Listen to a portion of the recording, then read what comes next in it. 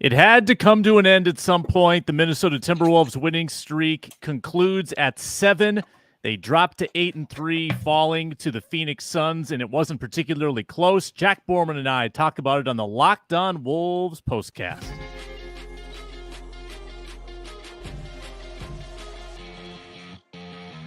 You are Locked On Wolves Postcast, part of Locked On Minnesota on the Locked On Podcast Network. Your team every day. Hey, thanks for stopping by. Thanks for staying up late once again. After a thriller one night ago, the Wolves drop this decision to the Phoenix Suns, 133-115. This is the Locked On Wolves Postcast. I'm Sam Ekstrom, executive producer here at Locked On Sports Minnesota, host of the Minnesota Football Party. I'm keeping the seat warm for the postcaster general, Luke Inman, who's on vacation this week, filling in here with Jack Borman, who is our Timberwolves expert, joining Luke on most occasions. He is at JRBorman13 on Twitter, writes for CanisHoopus.com. And Jack, this one was kind of a laugher from the beginning. The Wolves didn't have a lot of chance at any point, really, from about the second quarter on. We'll get into why that happened, why the defense regressed the way it did tonight. KarlAnthony Towns continuing to perform well offensively. That's encouraging, and where the Wolves go from here. Just a reminder to everybody, you can hear the audio of this show on the Locked On Wolves or Locked On Sports Minnesota podcast feeds, wherever you get your podcasts. You can also catch us in the rotation at the 24/7 YouTube live stream here at Locked On Sports Minnesota, which we're very excited about. All right, Jack, what's your headline from this one in the Wolves' 133-115 loss? Yeah, I mean, we've been talking about earlier this season the fact that the Timberwolves had the best three-point shooting defense in the NBA by quite a wide margin. I think they're allowing opponents to shoot about 31%, which is substantially below what the the best team in the league generally allows, which is about high 33, low 34%. And so I guess it was nice that the Timberwolves got some of that opponent, three-point shooting progression to the mean out of the way in one game. When you consider the fact that, just looking at some of the numbers here, Phoenix, before we kind of hit garbage time, they were 16 of 25 from three. That's 64%. And when you're only making, 4 of 19 for 21% in that same time frame, that's just a lot of points to make up for. 48 to 12 at the 3-point line. You look at a lot of the other, areas of this game. Points in the paint were fairly close. Turnovers and points off turnovers were fairly close. The Timberwolves even, outscored them for the free throw line 26-14. But that didn't even matter, just because the 3-point shot can be the great equalizer when, you get a team like Phoenix that is, likes to set a lot of really high ball screens for, two of the greatest ball screen players in the history of basketball, in a really spread floor. And they're just going to make the right play and make tough shots more often than they're not. And, this was just a prime situation of, Phoenix just making it really, really tough on the Wolves, especially on a night where it was kind of clear from the beginning. They just didn't really have any legs after two pretty draining games in San Francisco against the Warriors. And, a pretty understandable loss here and nothing that I think, anyone can be too frustrated about or have too many, long-term takeaways, I guess, if you will.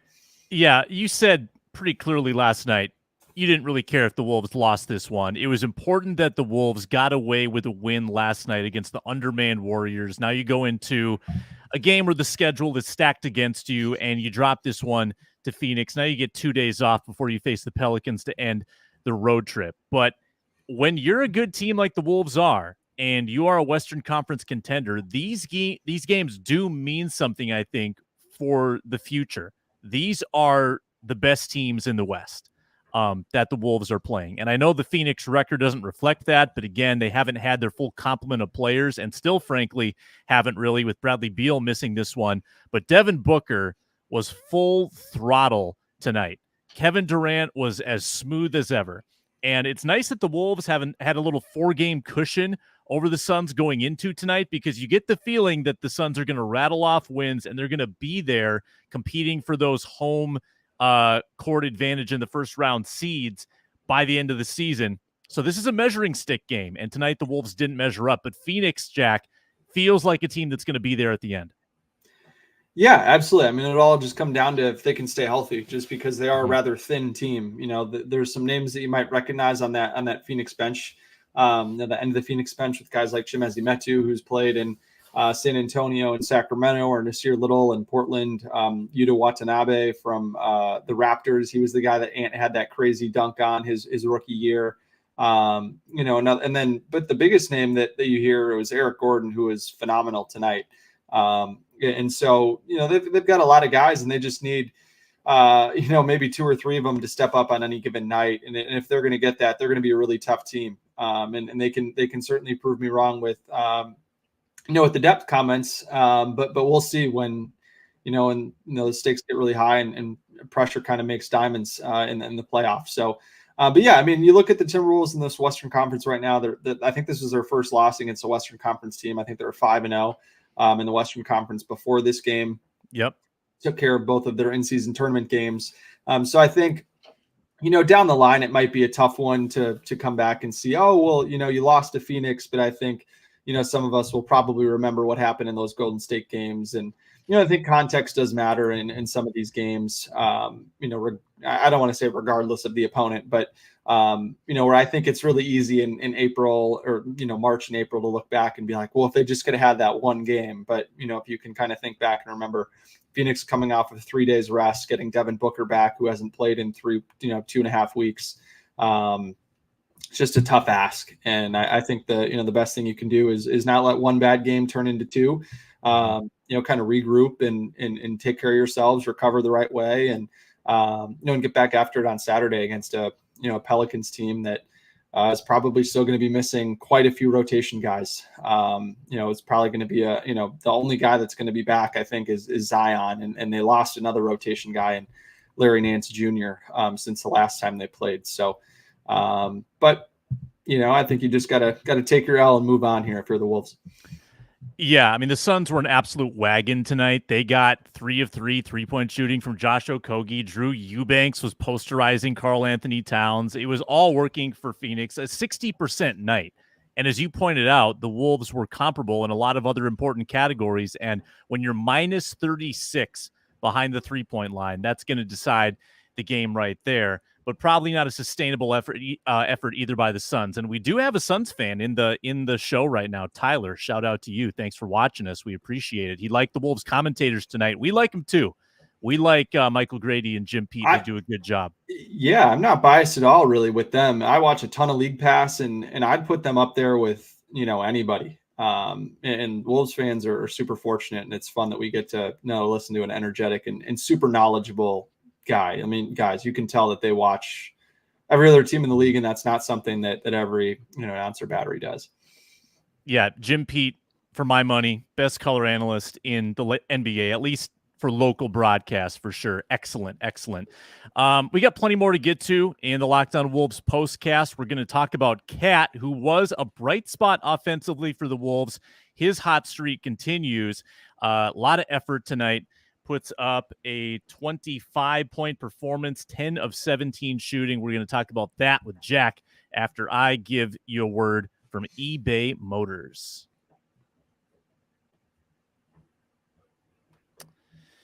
Yes, eBay Motors helps bring you tonight's show. They've teamed up with Locked On Fantasy Basketball host Josh Lloyd to bring you some of the best fantasy picks each week, all season long. Whether you're prepping for a daily draft or scouting the waiver wire, every week we're going to provide you with players that are guaranteed to fit on your roster. So let's see who Josh has picked out for this week's eBay's Guaranteed Fit Fantasy Picks of the Week.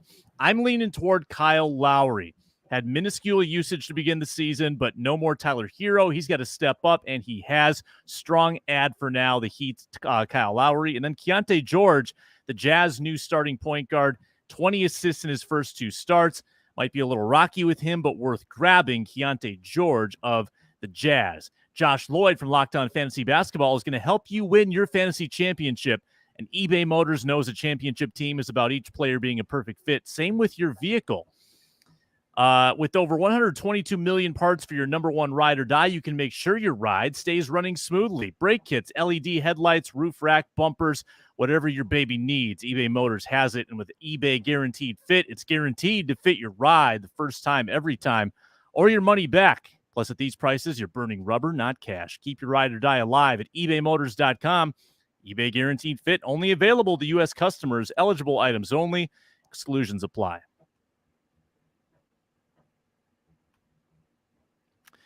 All right, Jack. Positive tonight, KarlAnthony Towns. The way he was attacking, the way that he seemed to have his legs. I mean, after all the effort he put forward last night, didn't seem to be an ounce of drop off for him. His average now over the last 5 games hovering around 26 points and 10 rebounds. Great stretch for Cat, and he was the one guy that really seemed to show up tonight. Didn't see much from Ant, didn't see much from Jaden, even though he didn't play last night. Rudy, I thought, was pretty hit or miss. It was a Cat game, and Cat's the only one who showed up. Yeah, for sure. I mean, I think the biggest thing with Cat that people tend to forget because he was injured for much of last season is that, if you go back and you look at the first 6 years, 5-6 years of Karl's career, he's one of the most consistent offensive, top options in the NBA in terms of, there weren't a whole lot of times, where Cat would score 38 and then 16 and then 24 and then 20 and then 30, he was pretty much hovering, anywhere from 23 to 30 points a night on really efficient scoring too. And that's what you got tonight. I mean, Karl, missed all of his 3-point shots, I believe, but was 10 of 13 from 2-point land tonight, which is really good. And everything he was doing was kind of built off the back of last night, I thought, where he was just doing everything quick. All of his decisions once he caught the ball were quick, and he was very quick to realize when it wasn't the right time for him to attack downhill, and then got off the ball and got it back, and then kind of regathered himself and attacked. And this was a game where you kind of looked at the starting lineups and you kind of say, okay, you're going to start Devin Booker and Bradley Beal, who are two relatively small guards. Grayson Allen has started for them for the majority of the year. Eric Gordon is a guy that you also look to as a guy who can spot start. And you knew that Kevin Durant and Jusuf Nurkic were going to start in the front court, but it was just more a matter of, okay, who is going to guard KarlAnthony Towns if they're going to start with 3 small guards? Because you'd think that one of those guards is going to guard Jane McDaniels, but who knows if Kevin Durant just wants to stay, matched up on McDaniels to prevent a cross-matching situation. And that's exactly what happened. They started with Eric Gordon on KarlAnthony Towns, and, we didn't see some of the, I guess, offensive fouls and out of control play that we saw from Karl earlier in the year going against Smalls. He, played very within himself, had very good control of his body, quick attacks, had a really, really tight handle, navigating through some defenders in the paint, made really good finishes around the rim early. I think he had 10 points in the first 4 or 5 minutes of this game, and was really the only reason they stayed even remotely close to them in that first quarter. And again, too, we've just started to see him gain more and more of a rhythm when he goes to the 5. With that second group unit, now we've seen that it has Nickeil Alexander-Walker and Kyle Anderson and Naz Reid, and then either Ant or Shake Milton, depending on how Finchy wants to play that. And so it's been really fun to see Karl hit this rhythm and be able to kind of sustain it too. Then once they go back to the starters and he's playing alongside Rudy Gobert, I think he's really starting to understand how to play off of Rudy and how to maintain that spacing and how he can kind of get his within the flow of the offense and be a consistent option. On a night like tonight where Anthony Edwards was really, really struggling and looked really, really tired out there. Yeah, like the 3-point shot he took at one point, I want to say in the third quarter, that was so flat. He just looked exhausted. And there have been moments this year where he has gone through these stretches in games where he looks really flat, but then he's been able to turn it on. Tonight, he was not able to turn it on. And that's I think the game was too far apart, for him to kind of sense that moment, if you will. Fair enough. I mean, it was 28 in the third quarter. It got out of hand fast. I mean, when it's 22 at half and the other team is shooting 65% and they come out and they hit their first 3-pointer of the third quarter, you just put your hands up and you say, this is not our night. And I thought the Wolves battled really hard just to try to put that thing in shouting distance, get within 13. And they couldn't even claw that far back. And and they still put 115 points up tonight. The offense wasn't abysmal. Let me play a game with you here, Jack. Totally off the cuff, knee jerk reaction. Give me your bench power rankings right now. Who are you liking most off the bench as part of that second unit? Yeah, I think it's been Kyle Anderson has been number one for me. I think that, Naz Reid has had the highest ceiling for sure of any of these bench players, but I'd go Kyle Anderson number one just because I think his steadying presence on the offensive end of the floor is so consistent.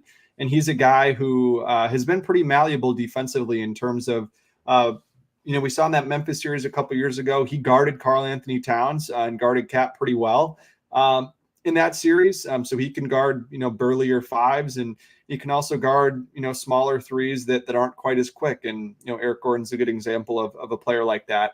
But just make smart decisions with the ball in his hand and really kind of seems to get the train back on the tracks, if you will, when things tend to go awry a little bit offensively. So I'd put him number one. I'd put Naz Reid number two again, just because the explosive ability. I mean, you saw it there at the late third quarter, early fourth quarter. I think he had 9 points in the stretch of the last 2 minutes and 18 seconds of the third quarter, and then the first 2 minutes and 18 seconds of the fourth quarter. There scored 9 points in that run. Which was important, I think, just to kind of reestablish a little bit of a rhythm for him. But the best thing about Naz Reid is he just creates so much easy offense for himself and others just by playing the right way within, Chris Finch's system. I think he's the best system fit of any player on this team, and that everything he does it quickly. He does it, he does it, I think in a way that really makes things easier for his teammates, because they just get the ball to Naz Reid and they know that he's either going to, get downhill and attack to collapse the defense or score for himself, which is something this team really needs, because they just don't have that many guys that can totally punish mismatches, if you will. And that's really important just as a scoring weapon off the bench. And then after that, it's kind of a free for all, I think, in the sense that, Nickeil Alexander-Walker has had his moments of being really important on the defensive end of the floor so far this season, but his offense has really waxed and waned. And it feels like for Nickeil, confidence is something that is not necessarily a given on that end of the floor, at least right now. It certainly can be. We saw what he was able to do in the playoffs when the confidence was really high. I'd probably go with him third, just because, you've seen the defensive potential there. And his defensive effort is always going to be there. And that's something that they need, especially if Jaden or Ant gets into foul trouble. And after that, I mean, it's really just kind of Shake Milton's been the only other guy in the rotation there. And I was really high on the Shake Milton signing, to be honest with you. He's a guy who I think scored at least 20 points in a game like 6 or 7 times last season for the 76ers, and looked really, really comfortable in the preseason, both as a scorer and as a distributor. He kind of split his minutes, playing almost evenly with Gobert and Towns. And so you're kind of hoping that, no matter who they ended the first quarter with at the 5, that Shake Milton would be able to come in and run some offense, but struggled offensively at the start of the year. And now Chris Finch has kind of realized that Shake Milton likes playing a little bit more off the ball. So you've seen Nickeil Alexander-Walker kind of assume that backup point guard role more on the ball, him or Kyle Anderson. And so I think that's why you're starting to see Shake Milton kind of, establish his flow and what he can do offensively. He had a couple of nice and ones, over the last couple of games here. Had some nice breakdowns and isolation scores in the mid range, which is what you need as well. So, hopefully he'll be a guy that can, join Naz Reid, and that pretty consistently can get you, 10 to 12 points at a minimum off the bench. Or maybe Milton's in that 10 to 12 range and Naz is closer to, 15 to 18. If he can kind of find his shooting touch again. Yeah, I was going to lead you to a Shake Milton question, and you got there before I even had to ask. But, the Wolves had Malik Beasley 2 years ago, and he was a guy that could carry you to a couple wins a year when he just gets wicked hot, right? And then last year, Jalen Noel, who was disappointing, I thought, but really last year and the year before, Jalen Noel would have moments, microwave scoring, where he would just get the hot hand, right? The Wolves don't necessarily have that off the bench besides, I would say, Naz. I think Naz can do that for you. He'll have a 25-point game. He'll do that. I'm wondering if Shake can be that guy, and if he's sitting on progression back to his mean. because sort of like we talked about with Cat, he wasn't going to shoot 38% all year, and he didn't. Well, Shake is shooting 38% right now. His percentages are way down across the board. And I know his minutes are a little down too, like you said, getting more comfortable in this new role. He played 5 years in Philadelphia. I mean, he was very comfortable in that system and doesn't look comfortable right now. And I'm hoping, crossing my fingers, that the 3-point percentage, the field goal attempts, the field goal percentage, everything gets better for him, because I think that bench, it's got, obviously you get the defense from Na, you get everything, a little bit of everything from Kyle Anderson, you get the offense from Nas. You need one more guy that can score once in a while. And I think Shake needs to be that guy. Would you agree with me? I totally agree with you. And I mean, I think the biggest thing too for me with Shake is like, you go back and you look at, how many games he's started too. He started 11 games last year in spot starts when Harden didn't play or Maxey didn't play, and was really, really solid as a starter in those minutes.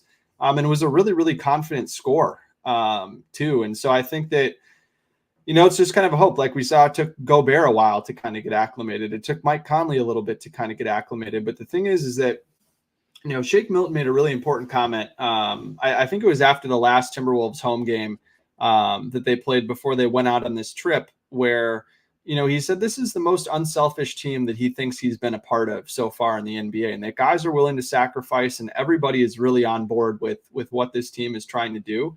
And I think that connective nature, you can only hope will, lead to kind of some more collaboration and, and kind of sharing of thought of, hey, like, what can I do? If you're Shake Milton, probably having conversations with people like, hey, what do you need from me? How can I fit into this thing better? And talking with other people too, like a Kyle Anderson, and saying like, hey man, I'm really comfortable when, I'm curling off of, DHOs and kind of getting into the mid range and can create from there, which is what we saw a lot of in Philadelphia.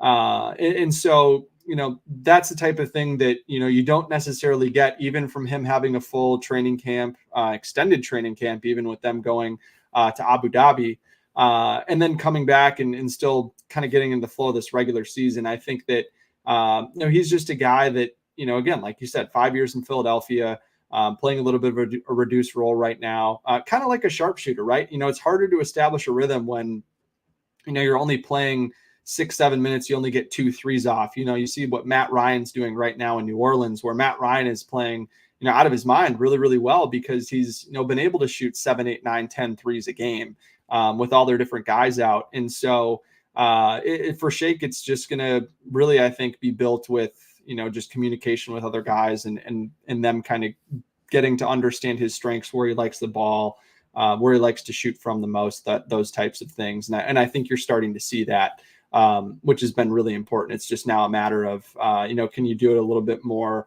aggressively within the kind of that rotation that isn't garbage time here in the, late third and fourth quarters tonight. I want to revisit a topic we discussed in the Minnesota basketball party this morning. We'll look ahead to the next 10 games for the Minnesota Timberwolves after a word from Ibata.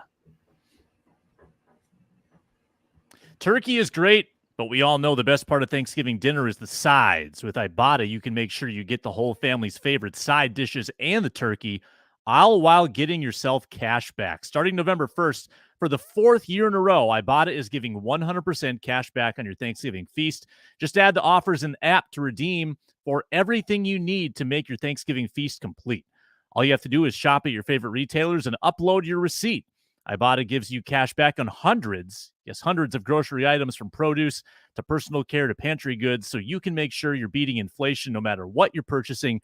Other apps give you points that don't amount to much.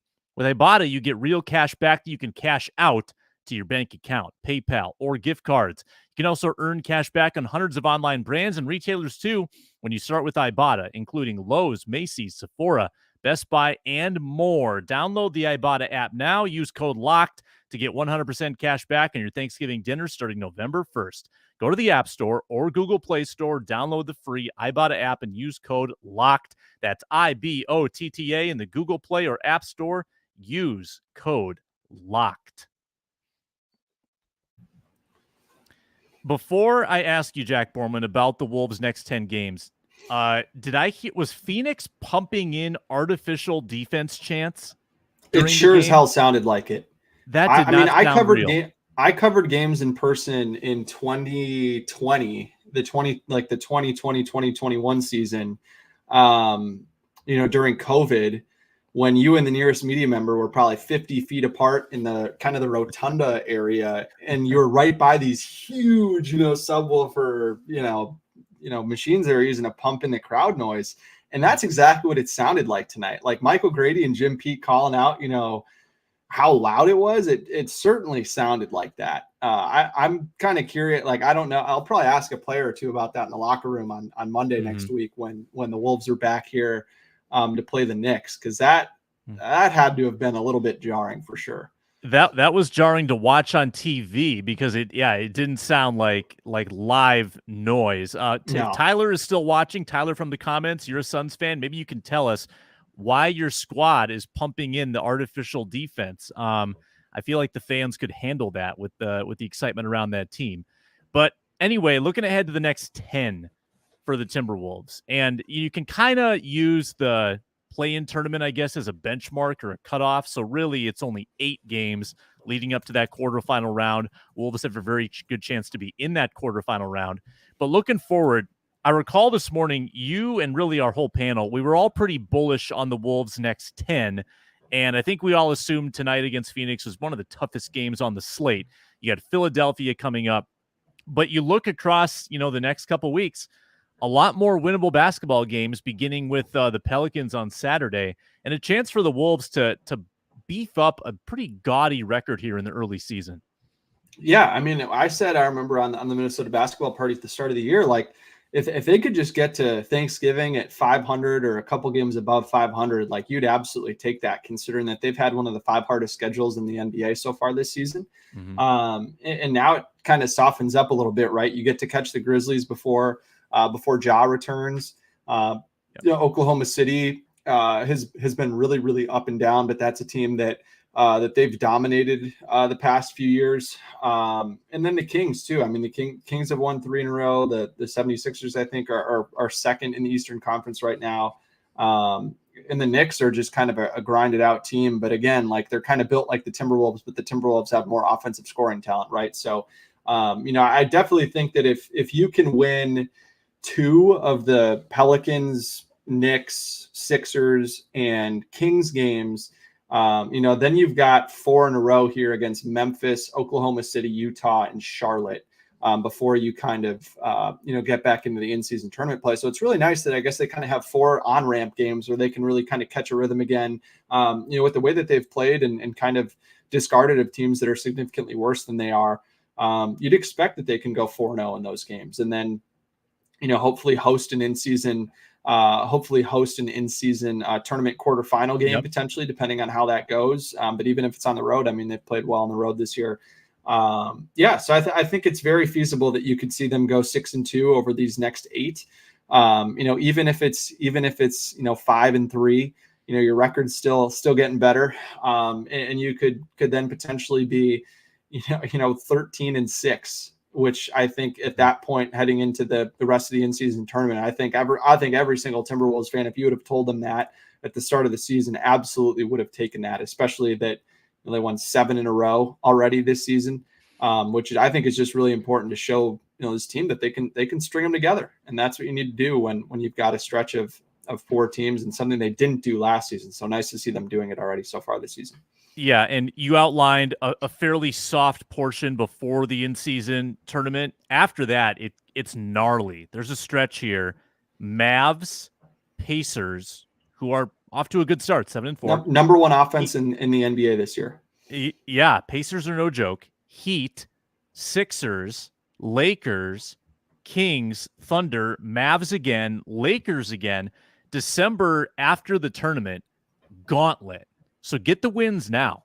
I mean, some of these teams you might not have thought would be a gauntlet when you looked at the schedule, but the Pacers, surprisingly good. We didn't take the Mavericks seriously at all before the year, and the Mavericks look pretty good. They've also had about as soft of a schedule as you can have so far. That's fair. I do remember looking at that. Yes, that might be propped up against some bad teams. I totally. But they have played well, no question. Yep. I mean, Luka, if Kyrie can find some sort of I don't know, inner peace and comfort with where he is and be comfortable and people like him, yeah, maybe they can work something out there too. But Jack, thanks for staying up late once again with us. Jack is doing this with Luke Inman most nights after every Wolves game.